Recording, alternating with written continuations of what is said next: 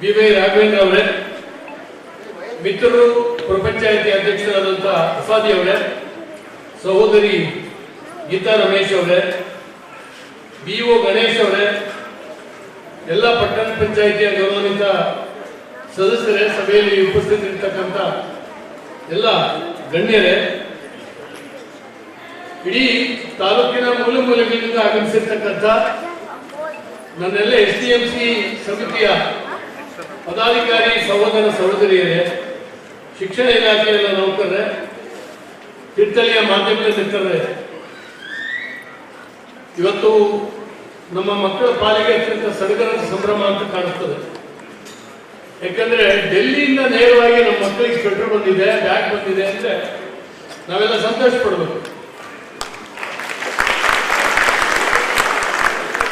ಯಾಕಂದ್ರೆ ನಮ್ಮ ಸಂಸತ್ ಸದಸ್ಯರು ರಾಜ್ಯದಲ್ಲಿ ಯಾರೂ ತರದೇ ಇರುವಂತ ಈ ಸೌಲಭ್ಯವನ್ನ ನಮ್ಮ ಒಂದು ಜಿಲ್ಲೆಗೆ ತಂದಿದ್ದಾರೆ. ಸುಮಾರು 1 ಲಕ್ಷ ಮಕ್ಕಳಿಗೆ ಬ್ಯಾಗ್ ಮತ್ತು ಸ್ವೆಟರ್ಗಳನ್ನ ಕೇಂದ್ರ ಸರ್ಕಾರದ ನಿಧಿಯಿಂದ ನೇರವಾಗಿ ಎಲ್ಲೋ ಉತ್ತರ ಭಾರತದ ಕಡೆ ಉಪಯೋಗ ಆಗ್ತಾ ಇತ್ತು. ಬಹಳ ಜನ ಗೊತ್ತಿಲ್ಲ ಸಂಸತ್ ಸದಸ್ಯರಿಗೆ. ನಮ್ಮ ಸಂಸತ್ ಸದಸ್ಯರಿಗೆ ಇದು ಹುಡುಕೋದ್ರ ಜಾಡು, ಎಲ್ಲಿ ಯಾವ ಮೂಲೆಯಲ್ಲಿ ಏನಿದೆ ಅನ್ಕೊಂಡು ನನ್ನ ತಾಲೂಕಿಗೆ ಏನ್ ತಗೊಂಡೋಗ್ಬೋದು, ನನ್ನ ಕ್ಷೇತ್ರಕ್ಕೆ ಏನ್ ತಗೊಂಡೋಗ್ಬೋದು ಅಂತ. ಹಾಗಾಗಿ ಎಲ್ಲಾದ್ರೂ ತಂದಿದ್ದಾರೆ. ಈಗಾಗಲೇ ಹೇಳಿದ್ರು ಸಂದೇಶ್ ಟಿವಿ ಬಹಳ ಜನ ರೈಲು ಬಿಡೋರಿದ್ರು, ಆದ್ರೆ ರೈಲು ತಂದವರು ನಮ್ಮ ಸಂಸತ್ ಸದಸ್ಯರು. ವಿಮಾನದ ಆಕಾಶದಲ್ಲಿ ನೋಡ್ಬೇಕಾಗಿತ್ತು ನಾವು, ಆದರೆ ನಮ್ಮ ಜಿಲ್ಲೆಗೆ ತಂದ್ಬಿಟ್ರು ವಿಮಾನ ನಿಲ್ದಾಣ. ಹಾಗೆ ನಾವು ನಮ್ಮ ಅನಂತ್ ಕುಮಾರ್ ಅವರು ಏವಿಯೇಷನ್ ಮಿನಿಸ್ಟರ್ ಆಗಿದ್ರು, ವಿಮಾನ ಸಚಿವರು. ಉಡುಪಿಯಿಂದ ಶಿವಮೊಗ್ಗಕ್ಕೆ ಹೋಗ್ತಾ ಇದ್ರು ಬೆಳಗಿನ ಹೊತ್ತು 7:30 ಉಡುಪಿನ ಲಾಂಚ್ ಮಾಡಿದ್ದು ನನಗೆ ಗೊತ್ತಾಯ್ತು. ನಾನು ಅವ್ರಿಗೆ ಫೋನ್ ಮಾಡಿದೆ, ಇಲ್ಲಿಂದ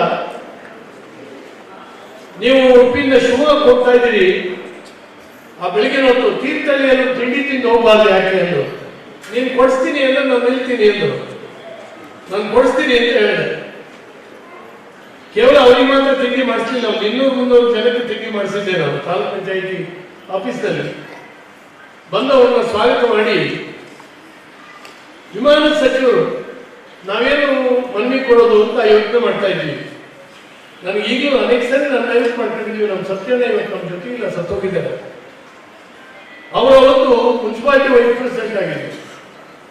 ಅವ್ರು ಹೇಳಲು ನಾವು ವಿಮಾನ ಕೇಳಲಿಕ್ಕೆ ಆಗೋದಿಲ್ಲ, ನ್ಯಾಷನಲ್ ಹೈವೇ ಯಾಕೆ ಕೇಳಬಾರದು ಅಂತ. ಹಂಗೆ ಹೇಳಿದಾಗ ಬಹಳ ಜನ ನಕ್ಬಿಟ್ರು.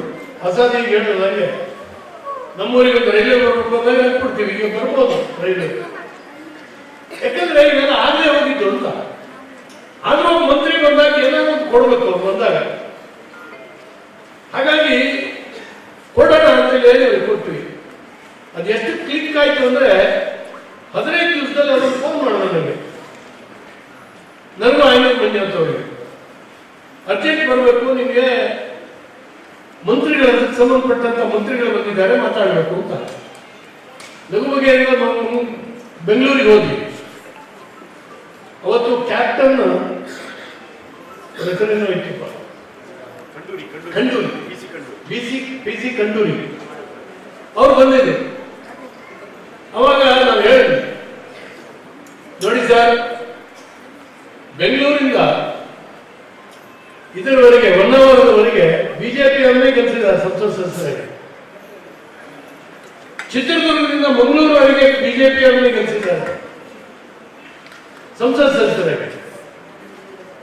ನೀವೆರಡು ರಸ್ತೆ ಕೊಡದೇ ಇದ್ದೀರಿ ನಿಮಗೆ. ಯಾವ್ಯಾವ ರಸ್ತೆ ಬೇಕು ಅಂತೇಳಿ, ಒಂದು BH ರೋಡ್, ಒಂದು ಚಿತ್ರದುರ್ಗ ಮಂಗಳೂರು ವಯ ತೀರ್ಥಹಳ್ಳಿ, ನನ್ನ ಸ್ವಾರ್ಥ ವಯ ತೀರ್ಥಹಳ್ಳಿ ಅವರು. ಅವರು ಕರೆದು ಹೇಳಿದ್ರು, ಈಗ ಸ್ಯಾಂಕ್ಷನ್ ಮಾಡ್ತೀನಿ ನಾನು, ಪ್ರಪೋಸಲ್ ಕಳ್ಸಪ್ಪ, ನೀವು ಜನಕ್ಕೆ ಹೇಳಿ ಸ್ಯಾಂಕ್ಷನ್ ಆಗಿದೆ ಖಂಡೂರಿ ಹೇಳಿದ್ದಾರೆ ಅಂತ ಜನಕ್ಕೆ ಹೇಳಿ ಅಂತ. ಇದು ನಮ್ಮ ಸರ್ಕಾರದಲ್ಲಿ ಇದು ಹೇಗಿರ್ತದೆ ನಾವು ಹೇಳಕ್ಕೆ ಹೋಗ್ಲಿಲ್ಲ, ಯಾಕಂದ್ರೆ ಏನಾದ್ರು ಹೇಳಿ ಸಿಕ್ಕಾಕಂತ ಕಷ್ಟ ಅಂತ ಹೇಳಿ. ಆದ್ರೆ 15 ದಿನದಲ್ಲಿ ಆದೇಶ ಬಂತು. BH ರೋಡು NH ಆಗಿದೆ, ಚಿತ್ರದುರ್ಗ ಮಂಗಳೂರು ರೋಡು NH ಆಗಿದೆ. ಅವತ್ತು ಡಿಕ್ಲೇರ್ ಮಾಡಿದ್ರು. ನಿಮ್ಗೆ ಹೇಳ್ತಾ ಇದ್ದೀನಿ, ಇದನ್ನ ಕಾಗೋಡು ತಿಮ್ಮಪ್ಪನವರು ನಾನು ಮಾತಾಡ್ತಾ ಇದ್ದೀನಿ. ಅವತ್ತು ಪಟ್ಟಣಕ್ಕೆ ರತ್ನಾಕರ್ ಇದ್ರು ನಮ್ಮ ಜೊತೆಗೆ. ಅವ್ರು ಹೇಳಿದ್ರು, ಇವನು ಹಿಂಗೆ ಸುಳ್ಳು ಹೇಳ್ತಾ ಇದ್ದಾನೆ ತಿಮ್ಮಪ್ಪನವ್ರೆ ಅಂತ ಹೇಳಿದ್ರು. ಯಾರು ನಮ್ಮ ಜೋಕ್ ಮಾಡೋದು, ನಾನು ಸ್ನೇಹಿತರು ಪಟ್ಟಣಕ್ಕೆ ರತ್ನಾಕರ್. ಆಮೇಲೆ ಸರಿ ಜೋಕ್ ಮಾಡಿದ್ರು ತಿಮ್ಮಪ್ಪನವರು, ಕುತ್ಕೊಳ್ಳೆ ಸುಮ್ಮನೆ, ನಾನು ಈ ರೋಡಿಗೋಸ್ಕರ BH ರೋಡ್ ಹಾಕಬೇಕು ಅಂತೇಳಿ ಹೇಳಿ 10 ಬಾರಿ ಡೆಲ್ಲಿಗೆ ಹೋಗಿದ್ದೀನಿ. ನನ್ನ ಹಣೆ ಬರದಲ್ಲಿ ಮಾಡ್ಸಕ್ಕಾಗಲ್ಲ, ನಮಗೆ ಸಾಕಾಗ.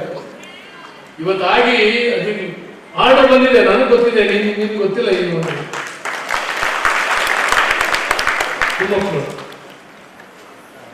ಆ ರೀತಿಯಿಂದ ಎರಡು ಈ ರಸ್ತೆಗಳು ಡಿಕ್ಲೇರ್ ಆಯಿತು, ನ್ಯಾಷನಲ್ ಹೈವೇ ಅಂತ ಡಿಕ್ಲೇರ್ ಆಯಿತು. ಆ ಡಿಕ್ಲೇರ್ ಆಗಿರ್ತಕ್ಕಂಥ ನ್ಯಾಷನಲ್ ಹೈವೇನ ನಮ್ಮ ಸಂಸತ್ ಸದಸ್ಯರು ಇವತ್ತು ರಸ್ತೆ ಮಾಡ್ತಾರೆ. ಚಿತ್ರದುರ್ಗದಿಂದ ಶಿವಮೊಗ್ಗದಿಂದ ಇವತ್ತು ತೀರ್ಥಹಳ್ಳಿ ಮಾರ್ಗವಾಗಿ ಮುಂದುವರಿದು ನಮ್ಮಲ್ಲಿ 2 ಆಗ್ತಿದೆ, ವಯ ಆಗುಂಬೆ, ವಯ ಕೊಪ್ಪ. ಇಲ್ಲಿ ಒಂದು ಕೂಡ 2 ಹೈವೇ ನ್ಯಾಷನಲ್ ಹೈವೇ ಹೋಗ್ತದೆ. ಇವತ್ತು ತುಂಗಾ ನದಿಗೆ ಬ್ರಿಡ್ಜ್ ಆಗಿದ್ದಿರ್ಬೋದು, ಆ ನ್ಯಾಷನಲ್ ಹೈವೇ ಆಗಿದ್ದಿರ್ಬೋದು. ಎಷ್ಟು ಆನಂದ ಆಗುತ್ತೆ ಹೇಳಿ. ನಾವು ಒಂದು ಕಾಲದಲ್ಲಿ ಕಲ್ಪನೆ ಮಾಡದೇ ಇರುವಂಥದ್ದು. ಒಬ್ಬ ಕ್ರಿಯಾಶೀಲವಾಗಿರ್ತಕ್ಕಂಥ ಪಾರ್ಲಿಮೆಂಟ್ ಸದಸ್ಯ, ನಾನು ಅವ್ರನ್ನ ಕೂರಿಸ್ಕೊಂಡು ಹೋಗೋದಿಲ್ಲ. ಇವತ್ತು ಯಾರು ಒಳ್ಳೆ ಕೆಲಸ ಮಾಡಿದ್ರು ಒಳ್ಳೆ ಕೆಲಸ ಅಂತ ನಾವು ಹೇಳೋದು. ಇಲ್ಲೇ ಒಳ್ಳೆ ಕೆಲಸ ಮಾಡೋರಿಗೆ ಪ್ರೇರಣೆ ಕೊಡದೇ ಇದ್ರೆ ಅವನ್ನೇ ಟೀಕೆ ಟಿಪ್ಪಣಿ ಮಾಡಲಿಕ್ಕೆ ಬೇಕಾದಷ್ಟು ಇದ್ದಾವೆ ರಾಜಕಾರಣ ಮಾಡೋಕ್ಕೆ. ಅದು ಇವತ್ತು ಅಸಾದಿ ಕೂಡ ಒಳ್ಳೆ ಮಾತಾಡ. ಯಾಕೆಂದ್ರೆ ನಾವಿನ್ನು ಹೇಳ್ಬೇಕಾಗುತ್ತೆ ಈ ಒಳ್ಳೆ ಕೆಲಸಗಳು. ಹಾಗಾಗಿ ರೈಲು ತಂದ್ರು, ವಿಮಾನ ತಂದ್ರು, ರಸ್ತೆ ತಂದ್ರು, ಟೆಲಿಫೋನ್ ಟವರ್ಗಳನ್ನು ತಂದಿದ್ದಾರೆ. 100 ಟವರ್ಗಳು. ನಿಮ್ಗೆ ಹೇಳ್ತೀನಿ, ನಮ್ಮ ಹಳ್ಳಿಯಲ್ಲಿ ಎಲ್ಲೆಲ್ಲೋ ಕಾಡಿನ ಮಧ್ಯೆ ಒಂದು ಟವರ್ ಆಗ್ತದೆ. ಸದ್ಯದಲ್ಲಿ ಅವ್ರು ಚಾಲು ಆದರೆ ಇವತ್ತು ನಮ್ಮ ಪತ್ರಕರ್ತರು ಕೇಳಿದ್ರು, ಯಾವಾಗ ಚಾಲು ಮಾಡ್ತೀರಿ ಅಂತೀವಿ. ಮಳೆಗಾಲ ಕಳೀತಿದ್ದಂಗೆ ಅವನ್ನೇ ಕರ್ಕೊಂಡು ಬಂದು ನಮ್ಮ ಹಳ್ಳಿಯಲ್ಲಿ ಉದ್ಘಾಟನೆ ಮಾಡಿಸ್ಬೇಕು ಅಂತ ಹೇಳಿದ್ದೆ. ಮೊನ್ನೆ ದಿನ ಸಿಗಂದೂರು ಸೇತುವೆ, ಇಡೀ ದೇಶದಲ್ಲಿ 2ನೇ ಸೇತುವೆ ಅದು ಬಂದಿದೆ. ಬಹುಶಃ ಸಿಗಂದೂರು ದೇವಸ್ಥಾನ ಎಲ್ಲ ಜನರಿಗೆ ಒಂದು ಶ್ರದ್ಧಾ ಕೇಂದ್ರ ಆಗಿತ್ತು. ಆದರೆ ಇವತ್ತು ಆ ಸೇತುವೆ ಕೂಡ ಒಂದು ಟೂರಿಸಂ ಇದರ ನಕಾಶೆಯಲ್ಲಿ ಬಹಳ ಪ್ರಧಾನವಾದಂತಹ ಹೆಗ್ಗುರುತಾಗ್ತದೆ. ಇವತ್ತು ಯಡಿಯೂರಪ್ಪ ಮುಖ್ಯಮಂತ್ರಿ ಆಗ್ತಾ ಇದೆ. ನಮ್ಮ ರಾಘು ಅವರು ನಮ್ಮ ಸಂಸತ್ ಸದಸ್ಯರು ಆಗ್ತಾ ಇದ್ರೆ ಇವೆಲ್ಲ ಕನಸಾಗಿ ಹೋಗ್ತದೆ. ಇವಕ್ಕೆ ಜೀವ ತುಂಬೋದು. ಪಶ್ಚಿಮ ಘಟ್ಟದ ನಮ್ಮ ಈ ಭಾಗಕ್ಕೆ ಒಂದು ದೊಡ್ಡ ಶಕ್ತಿಯನ್ನ ತಂದುಕೊಟ್ಟಿದ್ದಾರೆ ಅಂತ ಹೇಳೋದಕ್ಕೆ ನನಗೆ ಹೆಮ್ಮೆ ಅನಿಸುತ್ತೆ. ಒಂದು ಅವರಿಗೆ ಒಂದು ದೊಡ್ಡ ಚಪ್ಪಾಳೆ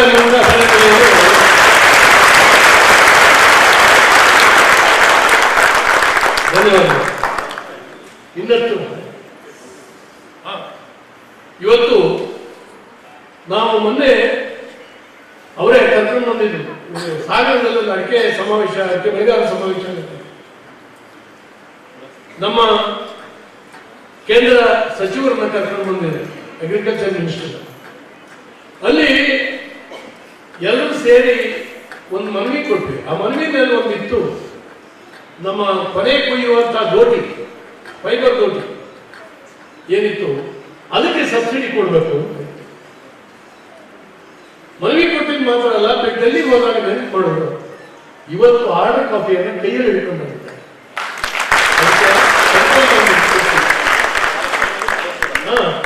4,000 ಇವತ್ತಿತ್ತು, 40,000 ರೂಪಾಯಿಗೆ ಅದರ ಸಬ್ಸಿಡಿಯನ್ನು ಏರಿಸಿ ಇವತ್ತು ಹಿಡ್ಕೊಂಡು ಬಂದಿದ್ದಾರೆ. ಇದು ನಮ್ಮ ಸಂಸತ್ ಸದಸ್ಯರ ಕೆಲಸ ಮಾಡುವಂತ ರೀತಿ. ಹೀಗಾಗಿ ಬಂಧುಗಳು, ಇವತ್ತು ಅವರಿಗೆ ಇನ್ನಷ್ಟು ಒಳ್ಳೆ ಕೆಲಸ ಮಾಡುವಂತ ಶಕ್ತಿಯನ್ನ ರಾಮೇಶ್ವರ ಕರುಣಿಸ್ತಿ ಅಂತ ಹೇಳಿ ನಾನಿವತ್ತು ಹೇಳ್ತಾ ಇದ್ದೇನೆ. ನನಗಂತೂ ಸಂತೋಷ ಆಗಿದೆ. ಇವತ್ತೆಲ್ಲ SDMC ಸದಸ್ಯರು. ನಾನು ಯಾವಾಗಲಾದ್ರೂ ಒಂದ್ಸರಿ ನಿಮ್ಮನ್ನೆಲ್ಲ ಕರಿಬೇಕು ಹೇಳಿದ್ದೆ ತಿರುಪತಿ. ಅದು ಇದೊಂದು ಅಕೇಶನ್. ಇವತ್ತು ಸೇರಿಸಲಿಕ್ಕೆ ನಮ್ಗೆ ಸಂತೋಷ ಆಯಿತು. ನಾನು ಗಣೇಶ್ ಅವ್ರ ಹತ್ರ ಮಾತಾಡಿದೆ, ಎಲ್ಲ SDMC ಅಧ್ಯಕ್ಷರನ್ನು ಕರೆಯೋಣ ಅಂತ. ನಾನು ಬಹಳ ಸಂತೋಷ ಆಗುತ್ತೆ. ಎಲ್ಲ ಪ್ರೈಮರಿ ಶಾಲೆ ಹೋಗಿ ನಾವು SDMC ಸದಸ್ಯರ ಜೊತೆ ಮಾತಾಡೋಕ್ಕಾಗಿರ್ಲಿಲ್ಲ. ಒಟ್ಟಿಗೆ ನಿಮ್ಮ ಜೊತೆಗೆ ನಾನು ಸಂಸತ್ ಸದಸ್ಯರು ಇಬ್ಬರು ಸೇರಿ ಈ ಸಂದರ್ಭದಲ್ಲಿ ಮಾತಾಡ್ತಾ ಇದ್ದೇವೆ ಅನ್ನೋದಕ್ಕೆ ನನಗೆ ಹೆಮ್ಮೆ ಅನಿಸುತ್ತೆ. ನಿಮ್ಮನ್ನು ಕರೆದಿದ್ದೇವೆ. ಇವತ್ತು ನೀವೆಲ್ಲ ಸೇರಿ ಆ ಹಳ್ಳಿಯ ಸರ್ಕಾರಿ ಶಾಲೆಗಳನ್ನು ಮೇಲೆತ್ತುವ ಕೆಲಸ ಮಾಡ್ತಾ ಇದ್ದೀವಿ. ನನ್ಗೆ ಬಹಳ ಸಂತೋಷ ಆಗಿದೆ. ಕೆಲವರು ಕಣ್ಣೀರು ಹಾಕ್ತಾರೆ, ಅಡ್ಮಿಷನ್ ಆಗಲಿಲ್ಲ, ನಮ್ಮ ಇಂಗ್ಲಿಷ್ ಮೀಡಿಯಂ ಇರಲಿಲ್ಲ, ಅದಕ್ಕಾಗಿ ಪೇಟೆಗೆ ಹೋಗ್ಬಿಟ್ರು ಮಕ್ಕಳೆಲ್ಲ ನಮ್ಮ ಶಾಲೆಗಳು ಸ್ವಲ್ಪ. ಅದಕ್ಕಾಗಿ ಬಹಳಷ್ಟು ಜನಕ್ಕೆ ಕೇವಲ SDMC ಅಧ್ಯಕ್ಷರಲ್ಲ, ಆ ಶಾಲೆಯ ಜೊತೆಗೆ ಭಾವನಾತ್ಮಕವಾದಂಥ ಸಂಬಂಧ ಇದೆ. ಒಂದು ಶಾಲೆ ಮುಚ್ಚುತ್ತೆ ಅಂದರೆ ಹೊಟ್ಟೆ ಉಳಿಯುತ್ತೆ. ಅದು ಯಾವುದೇ ಕಾರಣಕ್ಕಾಗಿ ಮುಚ್ಚಬಾರ್ದು ಅಂತ ಹೇಳಿ ನಮ್ಮ ಟೀಚರ್ಸ್ ಜೊತೆಗೆ ಸೇರಿ ನೀವು ಶಕ್ತಿ ತುಂಬಿ ಅಡ್ಮಿಷನ್ ಮಾಡಿಸಲಿಕ್ಕೆ ಪ್ರಯತ್ನ ಮಾಡಿದ್ದೀವಿ. ನಾನು ಕಳೆದ 2 ವರ್ಷದಿಂದ ಹೋರಾಟ ಮಾಡ್ತಾ ಇದ್ದೆ. ನಮ್ಮ ಗವರ್ಮೆಂಟ್ ಮಿಡ್ಲ್ ಸ್ಕೂಲ್ಗಳಿಗೆ, ಪ್ರೈಮರಿ ಸ್ಕೂಲ್ಗಳಿಗೆ, ನಮ್ಮ ಹೈಸ್ಕೂಲ್ಗಳಿಗೆ ಇಂಗ್ಲಿಷ್ ಮೀಡಿಯಂ ತರದೇ ಇದ್ರೆ ನಮ್ಮ ತಾಲೂಕಲ್ಲಿ ಬಹಳಷ್ಟು ಮುಖ್ಯ. ಈ ಸರಿ 5 ಶಾಲೆ ಮುಖ್ಯ, 5 ಶಾಲೆ ಮುಖ್ಯ ನಮ್ಮ ತಾಲೂಕಲ್ಲಿ. ಮಕ್ಕಳಿಲ್ಲ ಅಂತ ಹೇಳಲ್ಲ, ಮಕ್ಕಳಿದ್ದಾರೆ. ಆದ್ರೆ ಆ ಊರಿಂದ ಪೇಟೆಗೆ ಬರ್ತಾ ಇದ್ದಾರೆ. ಯಾಕಂದ್ರೆ ಪೇಟೆಯಲ್ಲಿರೋ ಖಾಸಗಿ ಶಾಲೆಗಳು ಬಸ್ ಇಟ್ಟಿದ್ದಾರೆ. ಅಲ್ಲಿಂದ ನಾವೇನಾದ್ರು ಮಾಡಿ ಉಳಿಸ್ಕೊಳ್ಬೇಕು ಅಂತ ಹೋರಾಟ ಮಾಡಿದ್ವಿ. ಸರ್ಕಾರಕ್ಕೆ ಹೇಳಿದ್ರು, ಅವ್ರು ಹೇಳಿದ್ರು 200 ಮಕ್ಕಳಿದ್ರು ಮಾತ್ರ ಇಂಗ್ಲಿಷ್ ಮೀಡಿಯಂ ಕೊಡೋದು. ಈ ನಾನು ಹೇಳಿದೆ ಇವತ್ತು ಬೆಳಿಗ್ಗೆ, ಮದುವೆ ಇಲ್ಲದೆ ಹುಚ್ಚಿಬಿಡೋದಿಲ್ಲ,